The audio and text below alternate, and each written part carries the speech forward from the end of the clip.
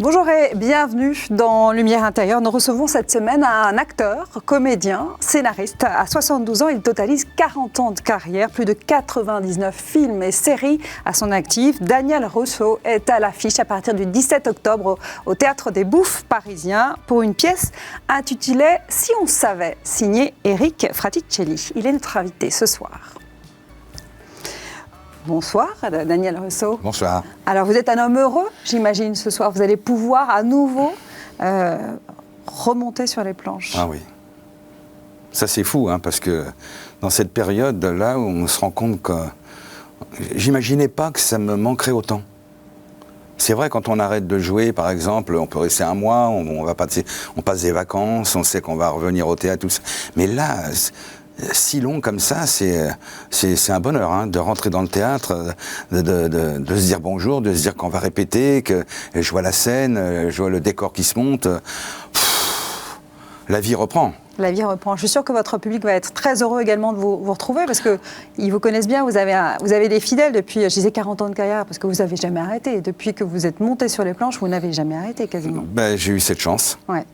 C'est ouais. assez extraordinaire. Alors, votre pièce, si on savait, d'ailleurs, je me disais, si on savait, on aurait tous fait les choses différemment. Vous, votre personnage que vous incarnez, Patrick, a la chance. Je ne sais pas s'il a la chance, en tout cas, il meurt. Il se retrouve dans l'au-delà de voir quelqu'un qui lui dit, voilà, je te fais le bilan de ta vie. Est-ce qu'il y a des choses que tu aimerais changer? Et lui, il a cette opportunité incroyable de pouvoir changer certaines choses de sa vie. Voilà, c'est ça. C'est que...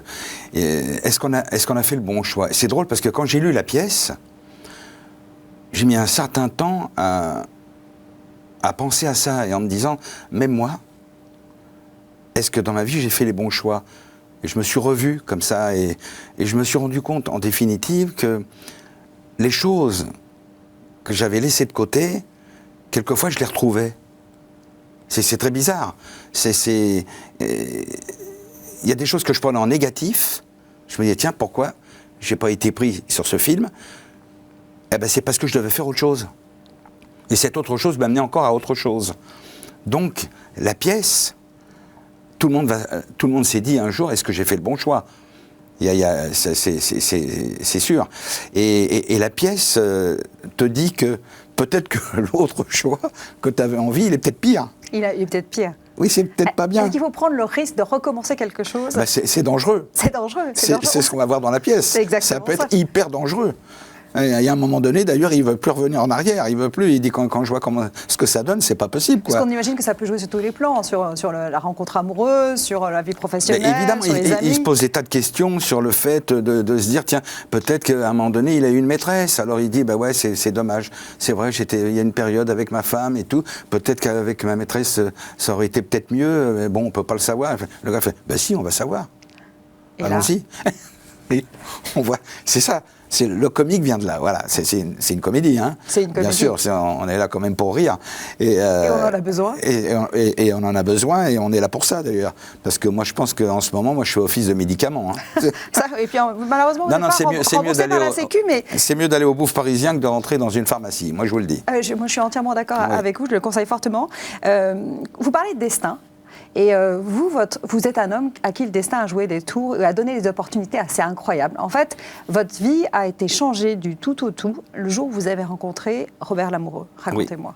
Oui. J'étais donc à l'école Boulle et je travaillais en même temps avec mon père qui avait une petite société de décoration. Et puis, je fais un appartement. Et puis cet appartement, mon père m'a dit, écoute, la personne qui a acheté l'appartement trouve ton travail formidable, il veut te le dire. Je dis, ah bon? Puis il me dit, en plus, tu vas être content parce que tu le connais très bien. Je dis, ah bon? Il me dit, c'est Robert Lamoureux. Et j'adorais Robert Lamoureux. Et donc, je vais chez lui, il a demandé à ce que je vienne pour me féliciter du travail que j'avais fait dans son appartement. Et il me dit, vous aimez le théâtre? Et j'ai dit, mais je suis jamais allé. Vous n'aviez jamais été au théâtre? Jamais été au théâtre de ma vie. Et je lui dis, je ne sais pas. Il me dit, je vous invite. Et il m'invite au théâtre. Et là, je ne sais pas ce qui se passe, je suis bouleversé. Cette soirée a bouleversé ma vie. Je me suis dit, j'ai même pleuré. Qu'est-ce qui vous a touché? Mais parce que je me suis dit, t'as raté quelque chose. Pourquoi on t'en a pas parlé? raté quelque chose, c'est trop beau. Je voyais cet homme virevolter comme ça. Et surtout, ce que je trouvais génial, parce qu'il m'avait mis au premier rang. En plus, j'étais au premier rang, la première fois de ma vie, au premier rang. Et je voyais, et j'entendais les gens, une salle de 800 personnes qui hurlaient de rire. C'était un truc de fou. J'ai vécu un truc de fou ce soir-là, quoi. Et là, ça m'a pris. Et je ne sais pas pourquoi, parce que moi, à ce moment-là, j'avais un problème de diction parce que j'avais eu un accident et donc bon, j'avais du mal à m'exprimer, donc je parlais pas beaucoup avec les gens. Et puis je sais pas pourquoi je lui ai dit ça en allant le remercier. J'ai dit j'aimerais faire du théâtre, je n'arrivais pas. Et pourquoi j'ai dit ça? C'est idiot. C'est sorti comme ça. Mais oui, et me voyant, il aurait très bien pu me dire, comme 95% des gens, c'est pas pour vous. Non. C'est pas pour vous. Non, il m'a dit, ben oui, bien sûr, allez-y. Et il m'a indiqué des professeurs. Et là, je me suis débrouillé avec les professeurs. J'ai rencontré un premier professeur, voilà, qui m'a fait faire les exercices. Alors, je travaillais en même temps, et toute la journée, je faisais mes exercices. Et il me prenait... les camarades me prenaient pour un malade. J'avais un crayon dans la bouche. Je travaillais. C'est ça. Je faisais tous les exercices. Et donc, bon, ben, je voulais pas. C'est drôle parce que la passion m'a pris. Hein. C'était dévorant. Une passion dévorante, mais je ne pensais plus qu'à ça. En plus, à l'époque, j'avais un groupe de rock'n'roll parce qu'on était musicos, qui datait quand même de l'école, quoi. Hein. On était 3 copains et puis un 4e, puis on animait les discothèques et tout ça. Et même la guitare, je l'ai mis de côté. Alors que c'était un truc avec mes potes, quoi, avec mes amis, quoi. Ça a été le théâtre. Et donc j'étais dans les cours, et puis ça se passait bien. La première fois, parce que ce premier professeur que j'ai eu, il avait un cours, il m'avait dit, tu ne vas pas passer, tu vas écouter. Parce que quand je passais, tout le monde rigolait, hein, je faisais du monde déjà, mais pas dans le bon sens. Ça les amusait parce que bon, j'avais du mal. Et la première fois qu'il m'a fait passer sur un texte, devant les gens, cette toute première fois, j'ai failli m'évanouir. De peur ? Je me suis lancé et j'ai eu comme l'impression de prendre un grand coup sur la tête. Je sais pas. Je me suis arrêté, il m'a dit non mais c'est rien, t'inquiète pas, c'est l'émotion. Mais je voyais des étoiles. Hein. Ah oui. Après, il m'a dit ça va, t'as fait ta première expérience. Et après, j'ai retravaillé petit à petit. J'ai commencé un petit peu. Et je ne voulais pas rappeler Robert Lamoureux sans avoir un petit résultat. Un résultat, quelque chose. Qui soit content, quoi. Voilà. Et donc, j'ai essayé la rue Blanche.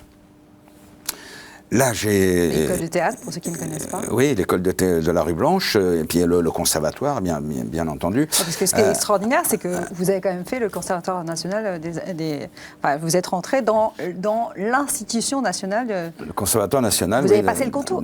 Oui, d'art dramatique. Le concours du conservatoire, et vous l'avez eu. Oui, absolument. Et en même temps, je vous dirais que je l'avais caché à mon père que je prenais des cours de théâtre.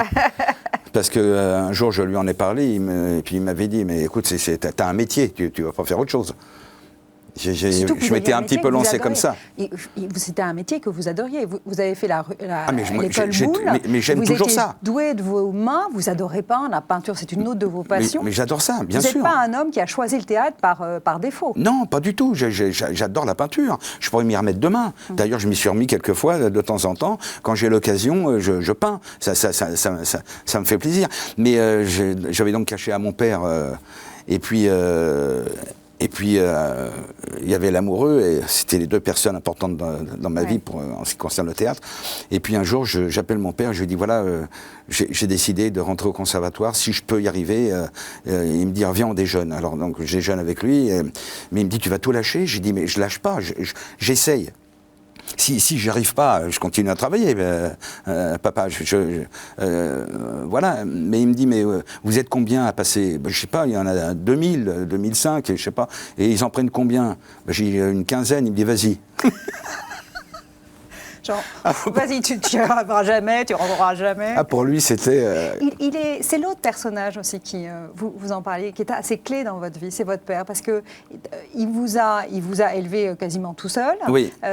Il vous a appris son métier, il vous a fait entrer à l'école Boulle, il a fait bosser dans son Voilà, c'est ça, oui. Pour lui, et le jour où vous lui avez dit, écoute, en fait, papa, je vais faire autre chose. Ton univers, c'est pas mon univers. Il a dit, vas-y. Non, mais c'est même pas ça, c'est que je voulais pas le décevoir. C'est pour ça que je lui ai caché. Oui. Je voulais pas lui faire de peine. Et quand vous lui avez révélé, il vous a pas dit, mais t'es dingue. Fais pas ça. Mais il a oui, dit, vas-y, bien sûr. Et puis, chance. à un moment, quand il m'a dit, ben vas-y, il était sûr que j'allais pas y arriver, quoi. C'était évident. Mais il vous a dit, vas-y. Il vous a fait confiance. Oui. Il m'a dit, si tu veux, vas-y, essaye. Voilà. Donc j'avais quand même le fait qu'il m'ait dit oui. Mais il s'est passé une chose absolument étonnante, c'est que je vais au conservatoire, je connais personne. Évidemment, il me faut une réplique. Et je m'adresse à la gardienne. Et je lui dis, voilà, excusez-moi madame, mais j'ai besoin d'une réplique pour essayer de rentrer au conservatoire. Et elle me dit, demandez au jeune homme là-bas, c'est le plus gentil. Et c'était Jacques Villeray. Et ça a été mon ami. Ça a été votre sparring partner, comme on dit en boxe. Je vais le voir et il me dit, viens, on va en parler au café. Et je suis rentré à 9h du matin. Avec Jacques, ça a été toute la nuit. Donc c'était une nouvelle vie. D'un seul coup, je rentre dans une vie que je ne connais pas du tout, quoi. Voilà. Et puis, je passe le concours du conservatoire. D'ailleurs, il m'avait bien conseillé, le Villeray. Et il m'a dit, t'as pas besoin de réplique, il y a un truc qui serait très bien pour toi. Il m'avait dit un texte de La Biche. Et il m'a dit, tu le passes tout seul, tu vas voir, ça va. Donc je passe, il m'avait conseillé. Et je réussis le conservatoire. J'arrive au conservatoire, je vois mon nom dans une liste. Et je voyais des gens qui pleuraient. D'une quinzaine de personnes. Oui, et il y avait des gens qui d'un seul coup pleuraient, d'autres qui éclataient de joie. Et je dis, chaque fois que quelqu'un venait devant cette liste, je disais, mais ça c'est bien la liste des gens qui sont reçus. Oui. On me dit, oui, c'est la liste. Ouais. Il y avait votre nom dessus. Oui, il y avait le nom. Et chaque fois que je venais, je disais, c'est bien celle-là, hein, la liste des gens reçus. Oui.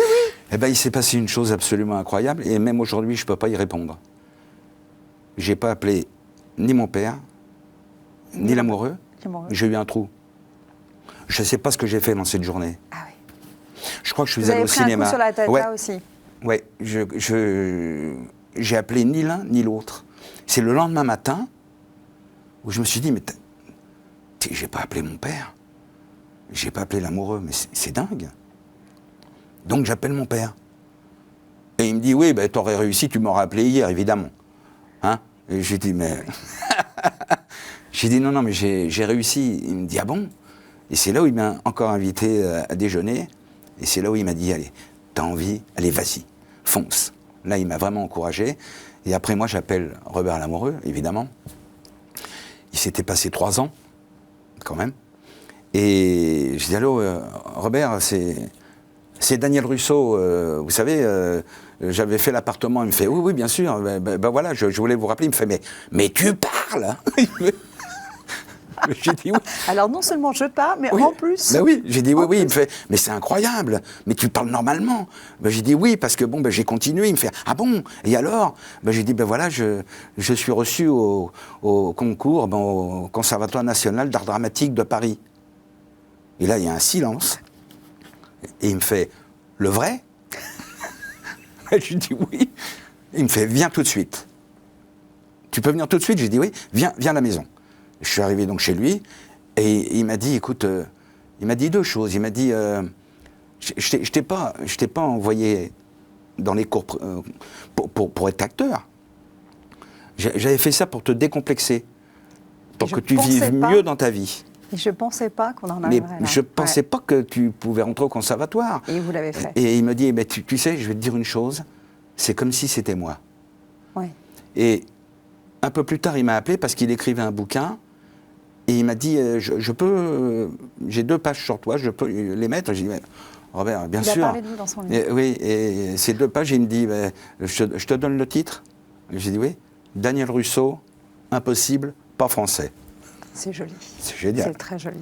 On va s'arrêter sur cette note vraiment très joli, Daniel Russo. Pour la fin de cette première partie de l'émission, Oui. je vais vous laisser tout seul, c'est le principe de la deuxième partie. Oui. On va vous projeter des mots, puis je vous demande de réagir à ces mots très librement, vraiment, de dire ce que vous avez sur le cœur. Vous allez voir, c'est à ma place, il y aura un écran. Et Ah, d'accord. ne bougez Je pas. mets mes lunettes ou pas? Vous Non. nous direz, a priori ils sont suffisamment gros, D'accord. vous verrez. Ok. Et de toute façon, je vous les donne aussi à l'oral. À tout de suite. D'accord.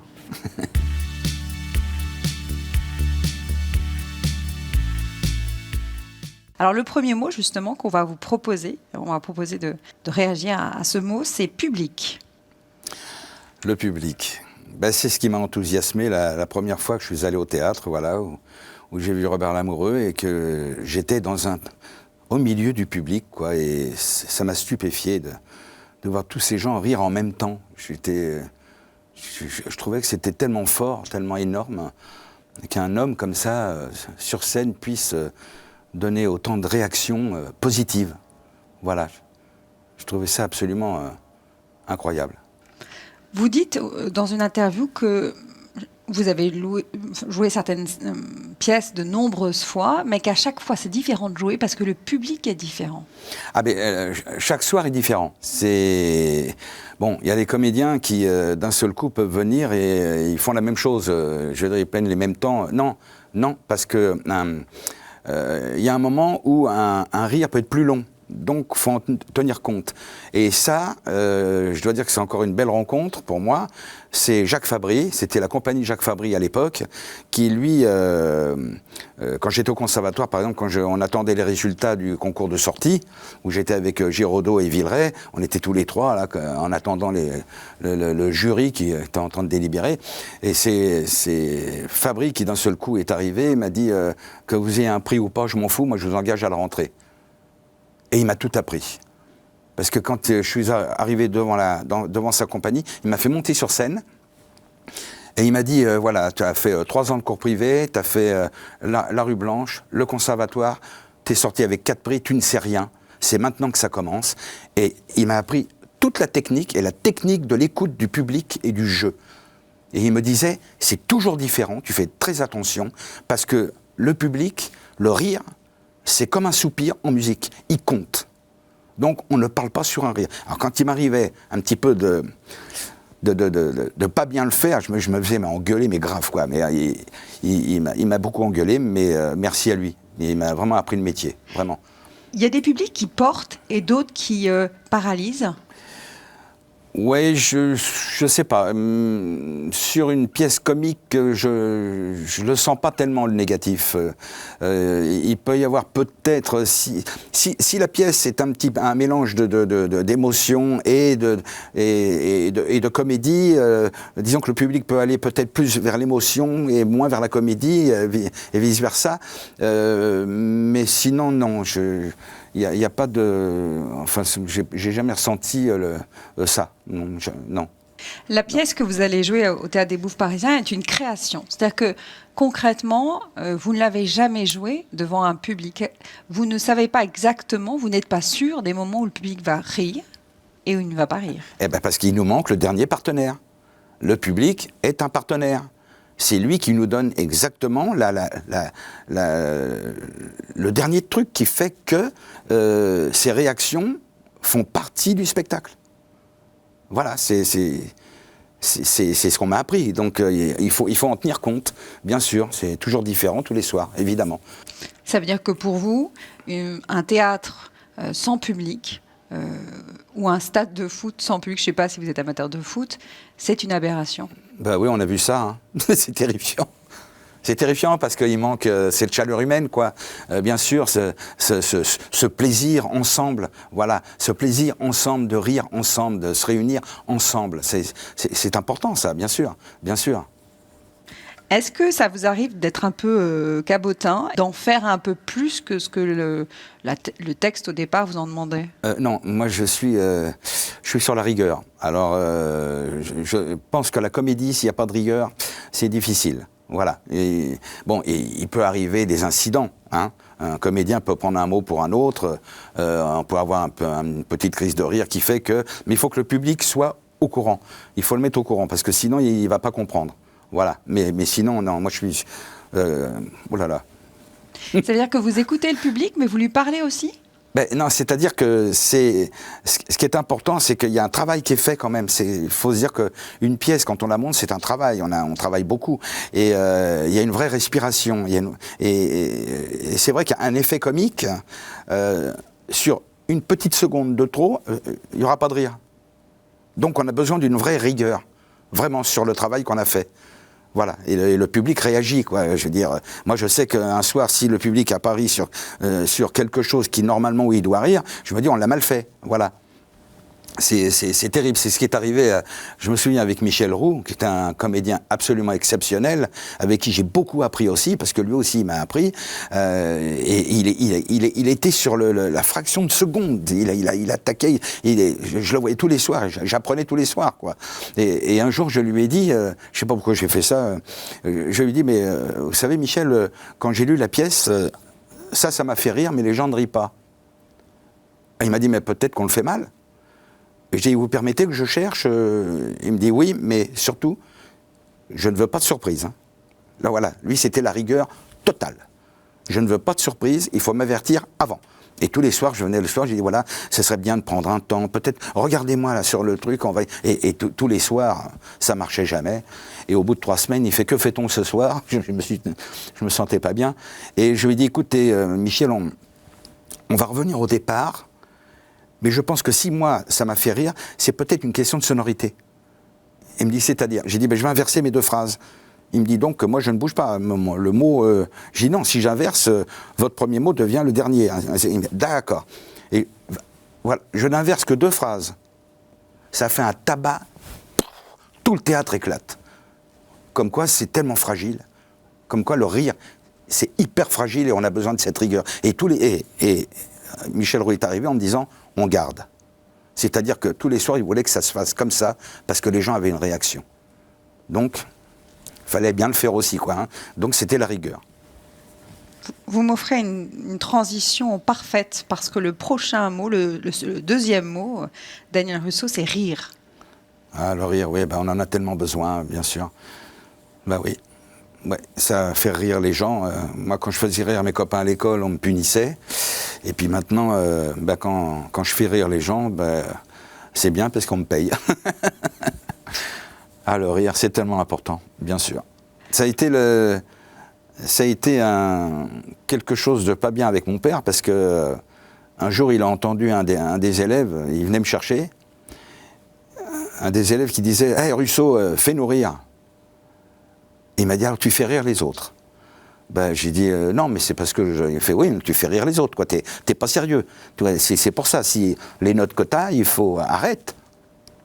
Sois sérieux, arrête de faire rire les autres. Voilà. Et ça je m'en souviens, ça m'avait marqué. Russo, fais-nous rire. C'était terrible. Et du coup, vous avez choisi le rire ? Je ne l'ai pas choisi, hein. Je veux dire que c'est arrivé comme ça ce soir-là où je voyais toute une salle rire comme ça et comme quoi le rire n'était pas interdit, quoi. J'ai la conviction qu'il faut être très intelligent pour faire rire.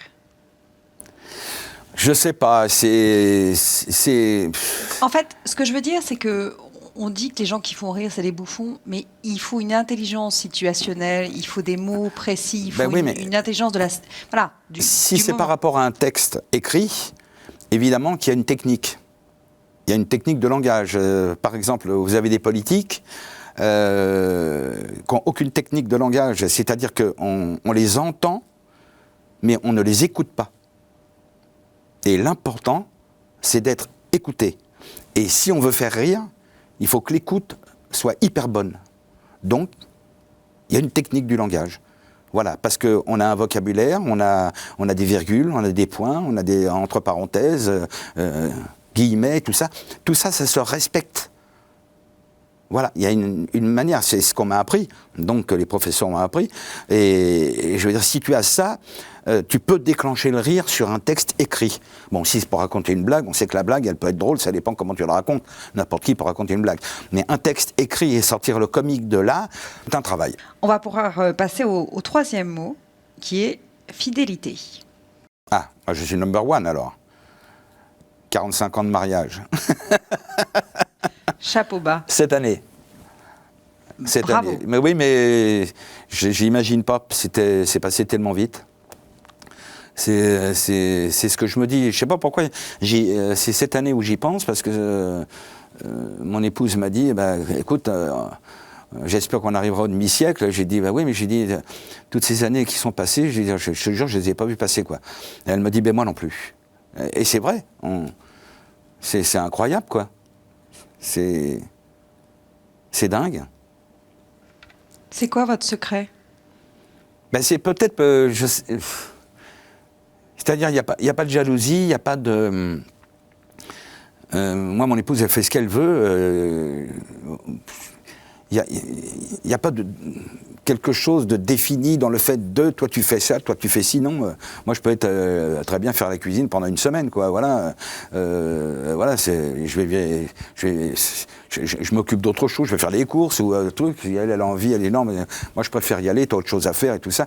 Tout est partagé comme ça. Et puis surtout, il y a une chose importante, c'est que elle me surprend tellement que j'ai toujours l'impression de ne pas la connaître. Il y a des moments où elle fait des trucs et je me dis, mais j'ai l'impression toujours de ne... Il n'y a pas d'habitude. Voilà. C'est peut-être ça le truc. Il n'y a pas d'habitude. C'est toujours un petit peu neuf, quoi. C'est quand même assez extraordinaire. Au bout de 45 ans de mariage, je ne la connais pas. Oui, c'est fou. Il y a des choses comme ça qui... voilà, c'est toujours une découverte. C'est-à-dire que là, il ne faut pas s'enfermer dans un rôle, contrairement à ce qu'on peut faire au théâtre. Il n'y a pas l'homme et la femme, l'époux, l'épouse. Non, pas du tout. Non, et c'est quelqu'un que j'aime toujours, de plus en plus. J'espère que ça ne s'arrêtera pas, voilà. Mais c'est comme ça, puis on ne se pose pas de questions de toi, t'es là pour ça, toi, t'es là pour ça. Non. Surtout pas. Quand elle a envie de faire un truc, elle me dit, qu'est-ce que t'en penses? J'ai fait, allez. Voilà, on a des envies, si elle a une envie, on y va. On ne va pas dire, non, si, allez, on essaye tout. Bien sûr, c'est génial. Bien sûr. La fidélité, c'est aussi celle de votre public. Vous avez des gens qui viennent vous voir depuis des années, qui suivent vos pièces, les unes après les autres. Oui, et surtout quelqu'un qui, un jour, m'a fait un compliment formidable, parce que souvent les gens viennent en vous disant j'aime ce que vous faites, voilà, j'aime beaucoup ce que vous faites. Et là, cette personne est venue et m'a dit j'adore vos choix. Ah, le choix, c'est tellement important. Et c'est vrai, on n'y pense pas. Mais quand je reçois des pièces, j'ai un choix à faire. Ce choix-là, c'est pour donner de l'émotion à des gens. Donc, il faut que je fasse le bon choix, comme on dit. Là, je reviens à ma pièce. Et quand elle m'a dit ça, ça m'a touché. J'adore vos choix. Ça m'a vraiment fait plaisir, quoi. Mais sinon, j'ai plein de gens, oui, surtout quand je fais des tournées. Voilà, je fais des tournées, il y a certains restaurateurs, on a préparé la table, hein, tout est fait, voilà. Ils viennent au théâtre et tout, et c'est la fête, quoi. Donc il y a plein de gens dans toute la France, voilà, où il y a des réunions comme ça, amicales, et ça crée comme ça une belle amitié, quoi. C'est bien. Est-ce que vous êtes fidèle en amitié? Ah ouais, ça, pour moi, c'est très important. C'est très important parce que j'ai rencontré des gens extraordinaires, justement, qui avaient cette fidélité en amitié. Je suis hyper fidèle et en même temps, je peux ne plus parler à quelqu'un parce qu'il m'a trompé, quoi. C'est mon père qui m'avait inculqué ça. Il m'a dit, tu sais, il y a un proverbe sicilien qui dit, si un ami te trompe, c'est de sa faute. S'il te trompe une deuxième fois, c'est de la tienne. Et ça m'est resté, et c'est vrai, et je me suis rendu compte que un ami t'a trompé, il va te tromper une deuxième fois, puis une troisième, puis à un moment donné, t'en as marre. Voilà. Alors, quelquefois, j'attends pas la deuxième fois. Voilà. Mais sinon, la fidélité, bien sûr, dans l'amitié, c'est top, quoi. Bien sûr, moi, Jacques Villeray, Bernard Giraudot, c'était Marcel Bozuffi, je ne sais pas si vous vous souvenez de Marcel Bozuffi, qui était dans French Connection, quoi, qui était un type sur l'amitié. Il parlait de ça d'une manière tellement formidable. Et c'est très important, bien sûr. Est-ce que vous-même êtes fidèle à vous-même ? C'est-à-dire ? C'est-à-dire, est-ce que vous êtes le Daniel Russo qui est sorti du conservatoire il y a de ça une quarantaine d'années ? Ouais, mais je peux aussi être le Daniel qui n'était pas encore comédien et qui était avec les copains faisant de la musique aussi, quoi. D'ailleurs, c'est une chose qui m'a troublé, ça, parce que quand j'étais comédien, je me disais, mais mes copains musiciens, quand même, ils savent que je fais du théâtre, parce que ça se voit. Je suis à l'affiche, ils voient mon nom, j'ai pas changé de nom, ils viennent jamais me voir. Et puis un jour, il y en a un qui est venu, le bassiste. J'étais à l'école communale avec lui, quoi. Le groupe, il sortait de la communale, quoi. On faisait du rock'n'roll, comme des fous. Et je le vois arriver en coulisses, et il me dit, il avait pris 20 kilos, hein, et je le reconnais quand même, que c'est lui, c'est mon pote, quoi. Et il me dit, tu me reconnais ? J'ai dit, enfin Michel, comment tu veux que je te reconnaisse pas ? Bien sûr. Et puis alors, après on parle, mais je dis, mais écoute, ça fait longtemps que je fais du théâtre quand même, tu viens à peine d'apprendre que j'en faisais ? Il me dit, non. Et il m'a dit un truc terrifiant. Il me dit, ça fait très très longtemps que je voulais venir te voir, et puis chaque fois, j'arrivais pas. Mais j'ai dit, pourquoi ? Et il me dit, parce que j'avais peur que tu aies changé. Il avait peur que je le reconnaisse pas. C'est quand même fou. J'ai dit, mais enfin, Michel, je te reconnais, t'es mon pote, t'es mon ami d'enfance. Comment je peux ne pas te reconnaître ? Mais il me dit, ben voilà, j'ai dit, on a perdu du temps, là. Et c'est comme ça que j'ai pu le revoir jusqu'à ce qu'il s'en aille. Voilà, et il est reparti vers les étoiles, mais au moins j'ai eu le plaisir de retrouver mon copain de la communale, quoi. C'était incroyable. Ça, c'est un message qu'on peut adresser à tous ceux qui vous connaissent, c'est qu'ils peuvent venir vous voir. Oui, ça... Ça va faire du monde, ça. Bah oui, là, moi j'ai mon copain Serge, il s'appelle Serge Douet, il était à la communale, c'était le batteur, il y avait le bassiste, le batteur, moi j'étais avec la guitare rythmique, et mon Serge, je l'ai jamais retrouvé. Pourtant j'ai essayé Internet, tout ça, puis bon, voilà. Il y en a un que j'ai retrouvé aussi, il est aux États-Unis, et il s'occupe de groupes de filles qui jouent aussi de la guitare, et j'ai vu ça comme ça sur Internet, j'ai dit, ça doit être mon pote, il a le même nom, et il m'a dit, si je viens à Paris, on se verra, voilà. Ça s'appelle la fidélité. Il y a 50 ans. Hein. Alors justement, vous avez toute l'éternité devant vous, Daniel Russo, oui. C'est notre prochain mot. Éternité, ça vous inspire quoi ? Je sais pas, l'éternité, j'aimerais bien que tout dure très très longtemps, quoi. Voilà, j'aime pas, même quand je lis quelque chose et que je vois qu'ils mettent le mot fin, ça m'énerve. J'aime pas le mot fin. J'aime pas quand il y a une fin à quelque chose parce que ça arrête, quoi, voilà. Alors c'est bien, si l'éternité peut être une continuité, je préfère le mot éternité au mot fin. Ça, c'est sûr. Et en même temps, quelque chose qui a une fin prend toute une valeur particulière, une saveur particulière, non ? Ben oui, mais quand c'est bien, c'est dommage que ça se termine. Moi, chaque fois, j'ai le cafard au théâtre. Quand une pièce s'arrête, j'ai le cafard. J'ai vraiment le cafard. Et c'est drôle parce que la dernière pièce que j'avais jouée au Bouffe, parisien justement, c'était la dernière. Et puis moi je suis resté sur le plateau parce que je sais pas pourquoi. Le public est parti, puis c'était la dernière fois que j'avais joué, quoi. Et puis je suis resté, puis il y en a un qui a filmé.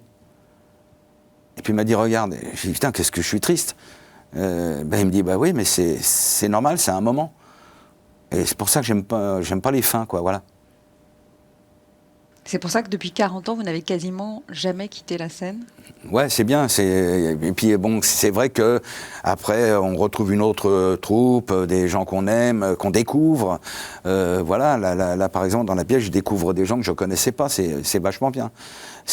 Voilà, on va faire un bout de chemin ensemble, et je crois qu'on va bien le faire parce que ça commence bien, quoi. C'est bien.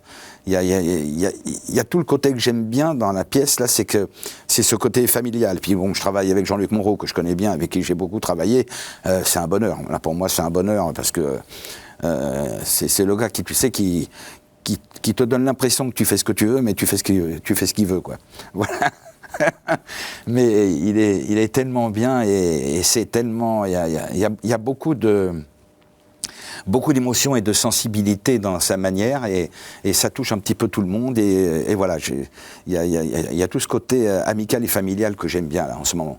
Voilà, c'est un bonheur pour moi, après tout ce qu'on a vécu, d'un seul coup, de rentrer dans le théâtre et de me dire que, allez, on va encore se faire plaisir, quoi. Et puis après, on va faire plaisir aux autres. Patrick, le personnage que vous jouez dans cette pièce, si on savait, meurt, se retrouve dans l'au-delà. C'est comme ça, hein, c'est le pitch de la... Ouais. Voilà. Vous imaginez, vous retrouvez... après la mort, il y a quoi ? Vous allez vous retrouver comme ça devant quelqu'un qui va vous dire, bon, voilà le bilan de ta vie, Daniel, c'est pas, ou alors c'est terrible, ou alors c'est pas terrible. Moi, c'est surtout le fait de retrouver les gens que j'aime, si ça se fait.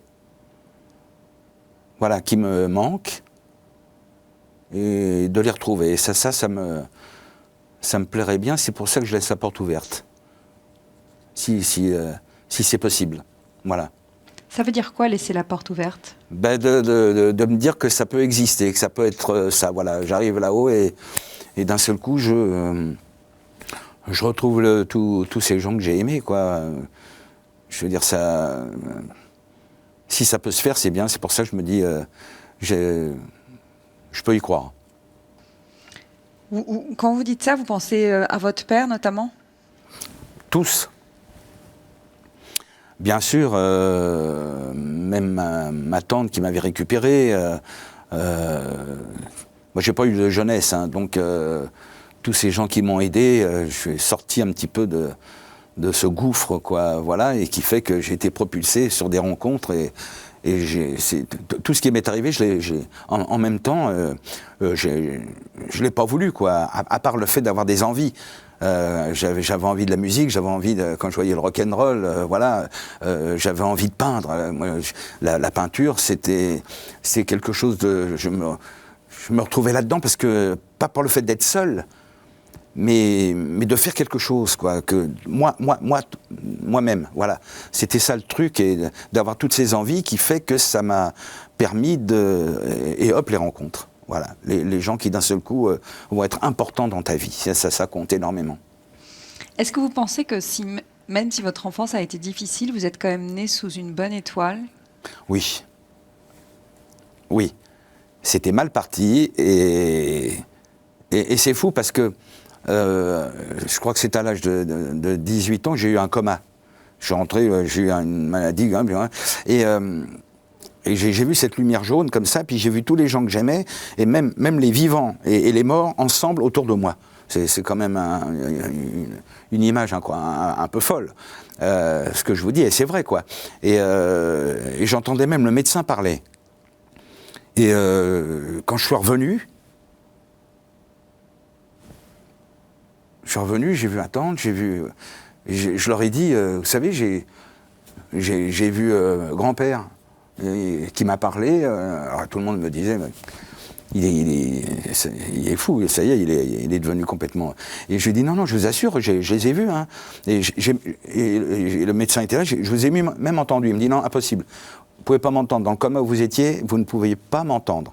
J'ai dit, je vais vous dire exactement ce que vous avez dit alors. Vous avez dit, appelez son père, car il ne passera pas, il ne passera pas la semaine. Vous l'avez dit, ça? Il me dit, oui, je l'ai dit. J'ai dit, donc je vous ai entendu. Alors croyez-moi quand je vous dis ça. Et c'est vrai, quand on parle d'éternité, de là-haut et tout ça, je les ai tous vus autour.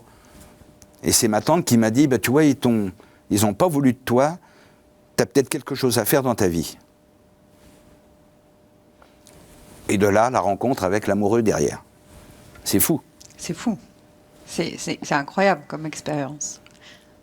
Ça vous a apporté cette certitude quand même. Quand elle m'a dit, ils n'ont pas voulu de toi, ils attendent de toi quelque chose, donc tu as quelque chose à faire dans ta vie. Et derrière, ça c'est boum. Ça alors. Est-ce que vous avez rempli le contrat, Daniel Russo? Je ne sais pas, ils me le diront. Vous le saurez quand vous vous retrouverez devant cette personne qui vous dit « Alors, si vous saviez ». Ah ouais, la pièce, c'est fou parce que cette pièce, je suis content de la jouer pour en plus une bonne raison, c'est que elle te fait aimer la vie. Parce que tout ce qui se dit dans la pièce, dans le fait que le bonheur, il est peut-être là, puis on ne le voit pas, qu'on n'a pas profité des choses, parce que d'un seul coup, on ne les a pas vues, et que tout ce qui se dit dans cette pièce, c'est incroyable, quoi. Vraiment, je pense que quand les gens vont sortir du théâtre, ils vont se poser quelques petites questions, mais qui sont de belles questions. Je suis sûr de ça.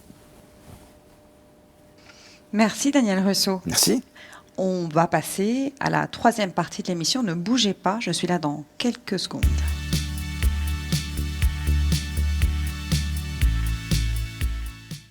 Daniel Russo, ça va? Ça s'est bien passé? Ça va. On vous a laissé tout seul, mais vous n'êtes pas senti trop seul? Non, ça va. Bon.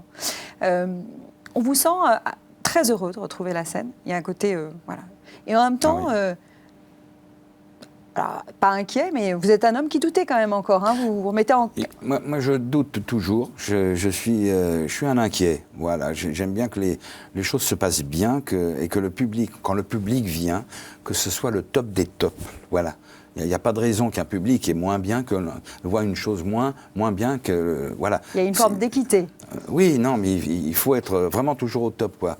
On a un spectacle, on le monte le mieux possible, il faut que tous les soirs, voilà, ils aient le vrai spectacle, le bon.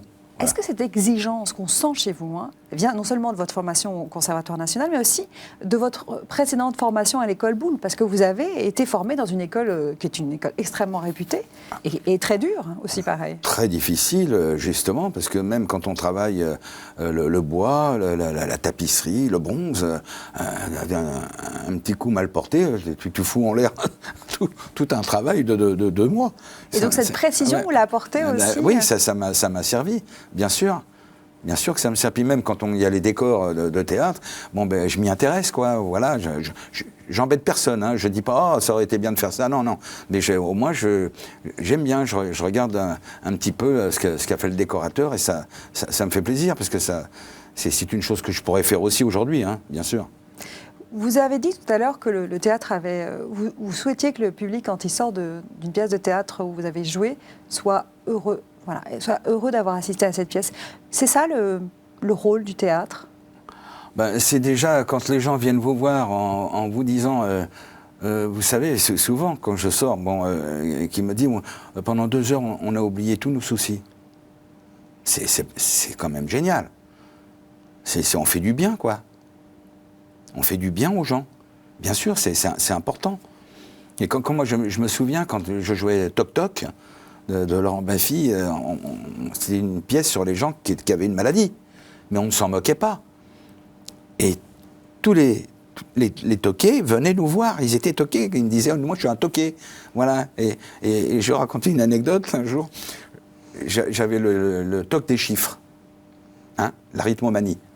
Là, c'est les gens qui calculent tout. Il y a 3 marches, il y a 2 étages, il y a un c'est divisé ce que vous par... Ouais, non, c'était le rôle que je faisais. Le rôle que vous... Ah oui, vous m'avez fait peur. Dans Toc Toc, voilà, Ah oui. j'avais le toc de l'arithmomanie. Et un soir, je me trompe. Et c'était 2 800 000 divisé par 300 480, un divisé par... Et je me trompe dans tout mon... Et je vois le comédien en face mais je me suis dit, personne ne va s'en rendre compte. Hein, c'est impossible.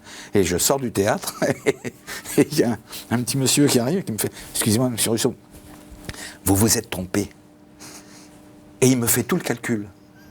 Mais comme ça, c'est un génie. Il me fait tout le calcul, et il me fait « Et d'ailleurs, j'ai failli vous le dire. » J'ai dit... Monsieur Russo? Oh là là, il m'aurait fait ça, j'étais cuit. Hein. Là, on baissait le rideau. Là. Mais comme quoi, vous voyez, les gens... Il y a même une dame qui m'a dit, vous savez, vous m'avez fait rire avec ce qui me fait souffrir. Quand je faisais ça, cette pièce. Comme quoi, ça va loin. C'est souvent ça, le rire. En fait, on rit. Feydeau faisait rire sur les maris adultères, sur les femmes trompées. On fait rire sur des choses qui, en fait, ne sont pas drôles. Mais non, mais c'est ça qui est formidable. Toc Toc, ça a été un rendez-vous formidable sur des gens qui étaient malades, pas bien, et on ne s'en moquait pas, et les gens riaient de ça, et eux-mêmes riaient de ça.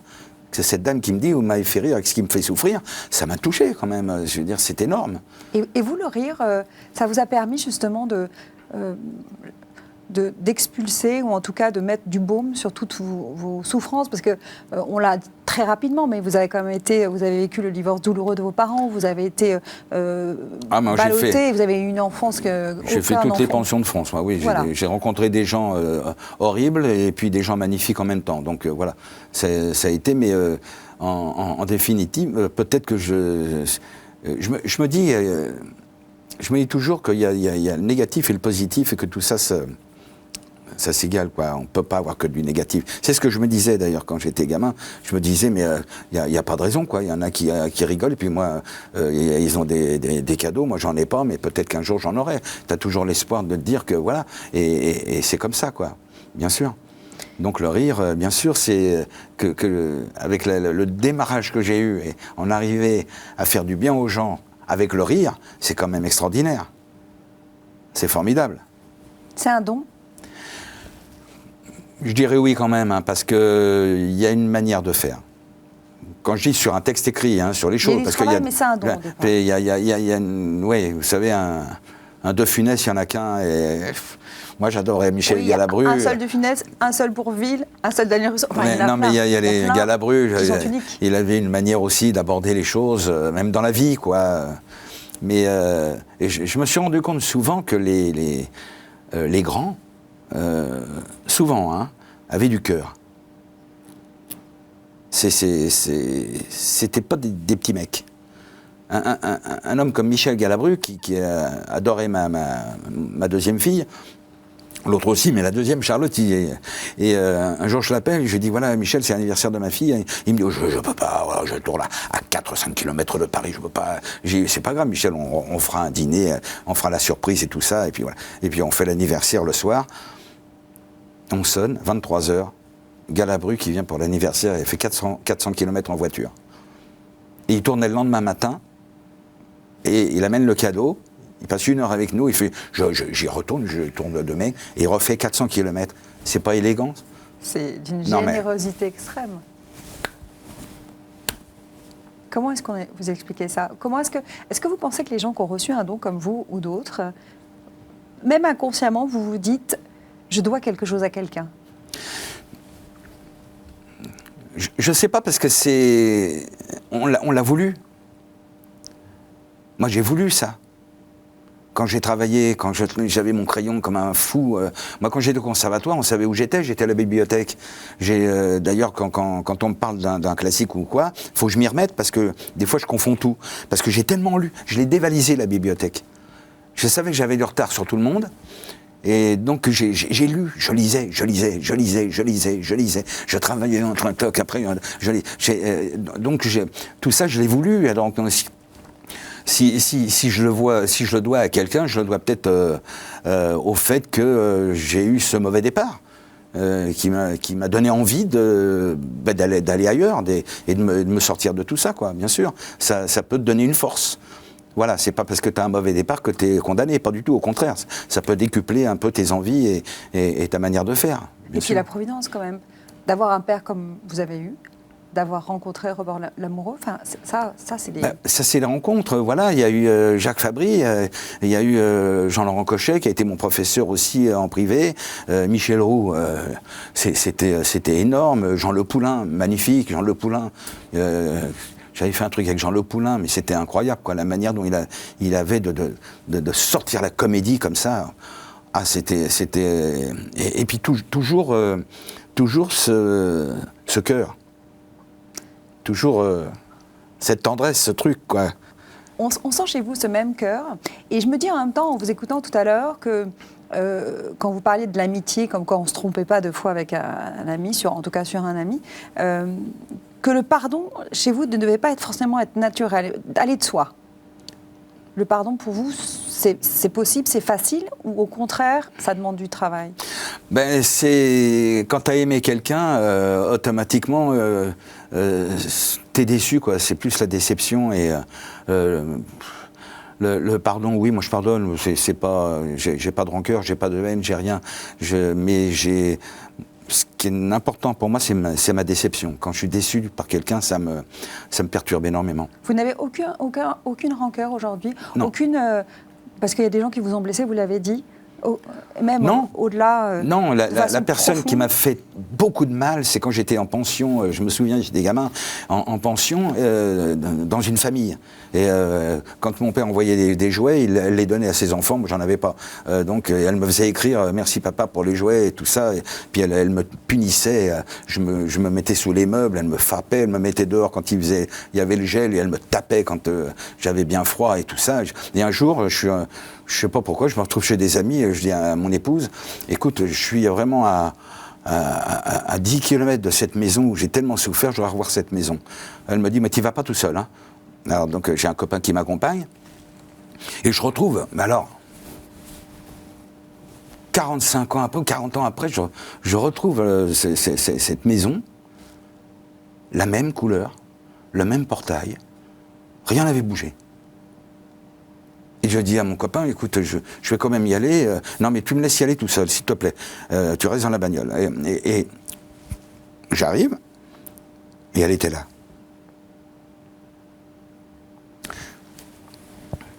Cette femme était juste en face de moi. Elle me dit, vous désirez? J'ai reconnu à ses yeux, hein, la méchanceté. Et j'ai dit, je m'appelle Daniel Russo. Et elle m'a dit, ah oui, vos parents vont bien? Alors je ne réponds pas, je lui dis, écoutez, vous ne savez pas ce que je vais faire? Je vais pousser le portail et je vais aller revoir cette maison. J'ai envie de la revoir adulte. Et donc j'ai poussé le portail et je voyais, c'était les mêmes meubles. Hein. Rien n'avait bougé. Et je voyais les endroits où je me planquais, tout ça. Et ça m'a fait du bien parce que pour moi, c'était la maison comme si c'était la maison du diable, quoi. Alors, c'est une maison, c'est un pavillon.